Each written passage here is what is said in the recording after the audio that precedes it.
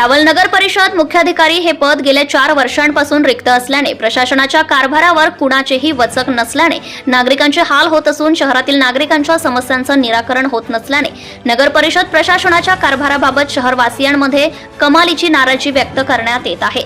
त्यामुळे यावल नगर परिषदेला कायमस्वरूपी मुख्य अधिकारी देण्यात यावा अशी मागणीचे निवेदन सर्व पक्षीयांच्या वतीने जिल्हाधिकारी आयुष प्रसाद यांना देण्यात आले। यावेळी सर्व पक्षीय शिष्टमंडळ उपस्थित होते।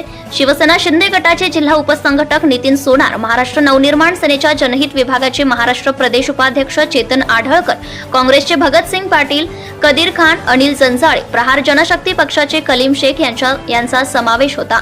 या प्रसंगी या संदर्भात जिल्हाधिकारी यांनी तात्काळ निर्णय घेण्याचं आश्वासन शिष्टमंडळास दिले आहे। आज दिनांक 3/10/2024 रोजी माननीय जिल्हाधिकाऱ्यांना यावल नगरपालिकेविषयी निवेदन देण्यात आलं। त्या निवेदनाचा विषय होता यावलला कायमस्वरूपी मुख्य अधिकारी मिळण्यात यावा, हा एक विषय होता। आणि 2 नंबरचा विषय होता की पाणी पुरवठ्याला जे सत्यम पाटील आहे त्यांची तात्काळ इथून बदली करायची, हे 2 नंबरचं निर्णय होतं। बदली करण्याचं कारण असं आहे की पाणी पुरवठा योजनेमध्ये घनकचरा व्यवस्थापनामध्ये मोठ्या प्रमाणावरती भ्रष्टाचार करून ठेवला या सत्यम पाटलाने याची इथून तात्काळ उचलमागणी करण्यात यावी अशा पद्धतीचं माननीय जिल्हाधिकारी साहेबांना निवेदन देण्यात आलेलं आहे।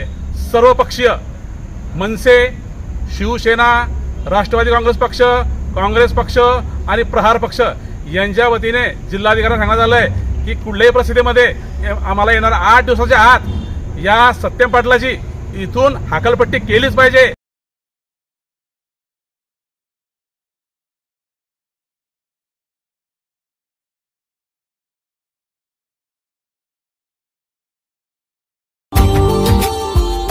Subscribe now and press the bell icon. Never miss an update.